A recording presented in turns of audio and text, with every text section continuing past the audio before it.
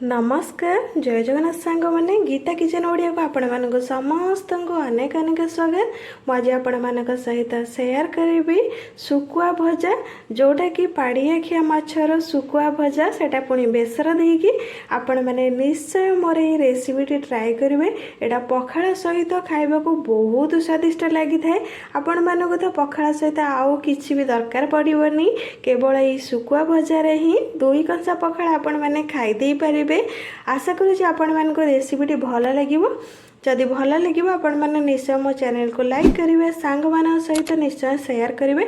आउ जदि मो चैनल नुआ अच्छा ताले प्लीज मो चैनल को सब्सक्राइब करने भूलें। आउ जदि एमती नुआ नुआ वीडियो नोटिफिकेशन चाहूँगी ताले बेल आइकन को प्रेस करने भूलें। एवं चलते देखा आज रेसिपी।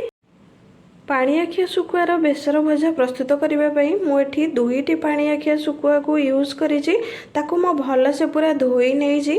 देखो आपण मैंने पूरा भल से मु धोई नहीं, तार मध्य कातीटा पूरा भल से छड़े देछि। आपण मैंने निश्चय जेतेबेले सुकुआ व्यवहार करूचंती सेतेबेले भल से प्रथम रु धोई नेबे, आउ तार कातीटा पूरा भल से मध्य छड़े नेबे।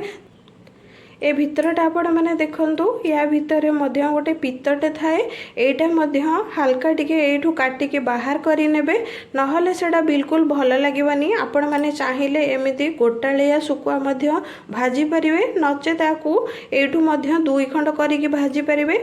पाणियाखिया सुकुआर बेसर भजा प्रस्तुत करबा पई मो कोन सामग्री व्यवहार करिछि सेटा मो आपण मानको देखै नउछि। पाणियाखिया सुखुआर बेसर भजा प्रस्तुत करने मुझे आवश्यक अनुसार हलदी गुंड नहीं। आपड़ जी हलदी गुंड भी नौकरी टी ताठू बेसिक हलदी गुंड यूज करेंगे, कारण सुखुआरे टी हलदी बेसी आवश्यक होता है।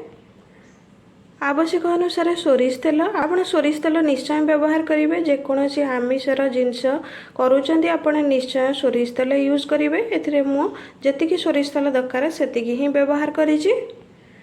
बेसर रे मुझे नहीं 2 चामच सोरिष, ता सहित 2टा सुखिला लंका। आपण मैंने जदि चाहिए आ जगार मध्य कंचा लंकार यूज करिपारंती, किंतु आपण मैंने सुखुआ अनुसार सोरिषटी यूज करेंगे। एवं सोरिष आउ लंका को आमे भल से पूरा ग्राइंड करी नबा अल्प पानी देकी। एवं देखंतु मो सोरिष और सुखिला लंका को भल से पूरा ग्राइंड करी नहीं।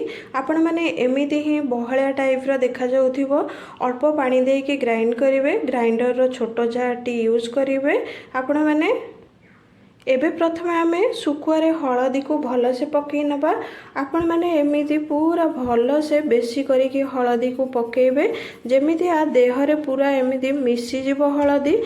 मिसई मिसई पूरा भल से हलदी को देहरे पूरा सुकुआर लगई देवे। एवं देखंतु सुकुआरे मु भल से पूरा हलदी 2 पटरे लगई नहीं। निश्चय आपण मैंने एमिति ही हलदी को लगई नेबे। एबे जो बेसर को बाटी थिले ताकू मध्य एथिरे दे नबा। आपण मैंने जेतेबेले बेसर को बाटिबे एमिति खद खदड़िया बाटिबे। एबे हमें बेसर को सुकुआ उपरे देला परे ताकू मध्य जेमिति हलदी 4 पटरे लगई थिले सेमिति 2 पट साइड बेसर को मध्य भल से लगई नबा। एवं देखंतु 2 पट साइड रे मध्य बेसर को मु पूरा भल से लगई नहीं। एवं एथिरे आमे तेल को देई नबा। आपण मैंने बेसी परिमाण रे तेल देबेनी, जेतिकी ही सुकुआरे दरकार सेतिकी ही देबे, कारण आमे सुकुआ को भाजिला बेले मध्य तेल हमको आवश्यक होता है। सेतिबे आपण मैंने एथिरे अल्प सोरिष तेल देकी पूरा सुकुआ को भल से गोळई नेबे, जेमिति देहरे पूरा भल से तेलटी लागी जिवो। एबे देखंतु तेलटी को मध्य मु 2 पटरे भल से पूरा लगे नहीं। आपण मैंने जेतेबेले तेलटी यूज करेंगे सेतेबेले सुकुआर 2 पटरे भल से जेमिति तेल लगिकी रहिबो सेमिति आपण मैंने ध्यान रखिबे। एबे हमें तो सुकुआ को पूरा भल से बेसर आउ तेल सहित भल से गोळई नहीं। एबे चलंतु आमे प्रस्तुत करिबा। सुकुआ को भाजवाई मुझे गैस ऑन करके कड़ाई के बसई नहीं। एबे हमर कड़ाई मध्य हल्का गरम हो गलानी। एई टाइम रे आपण मैंने ध्यान रखिबे जे गैस रो फ्लेम टी लो रे ही रखिथिबे। एबे हमें एथिरे सोरिष तेल को देई नबा। आपण मैंने निश्चय एई टाइम रे गैस रो फ्लेम टी लो रे रखिथिबे, नचेत पोड़ी जिवो सुकुआटा। एबे हमर तेल मध्य गरम हो गलानी। एबे हमें जो सुकुआ को रखी थिले ताकू मध्य देई नबा। आपण मैंने एमती ही देवे जमी बेसरटा बिल्कुल भी ता देहरे छाड़बनी ता देहरे लगिक रहा शुकुआटी खाइबा को बहुत स्वादिष्ट लगे। आपण मैंने लो फ्लेम रे ही एक भाजबे शुकुआ को आपण मैंने भाजबे गोल्डन ब्राउन कलर है पर्यंत आउ लो फ्लेम रे ही गैस को रखिथे। एबे शुकुआ को गोटे मिनिट पूरा हो गला कड़ाई में पकईबार देखो साइड रू हल्का हल्का ब्राउन कलर आसीगला। एबे आम शुकुआ को भलसे लेउटे नबा।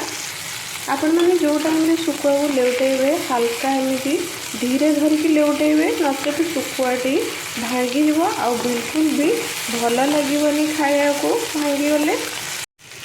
एबे देखो शुकुआर गोटे पट को मुझे लेउटे देखो आपण मैंने केते बढ़िया गोल्डन ब्राउन कलर आसी देखा जमी खाइबा को सेमती स्वादिष्ट लगी थाए। पुणी गोटे मिनिट पर्यंत आर पटटा आम भाजवा।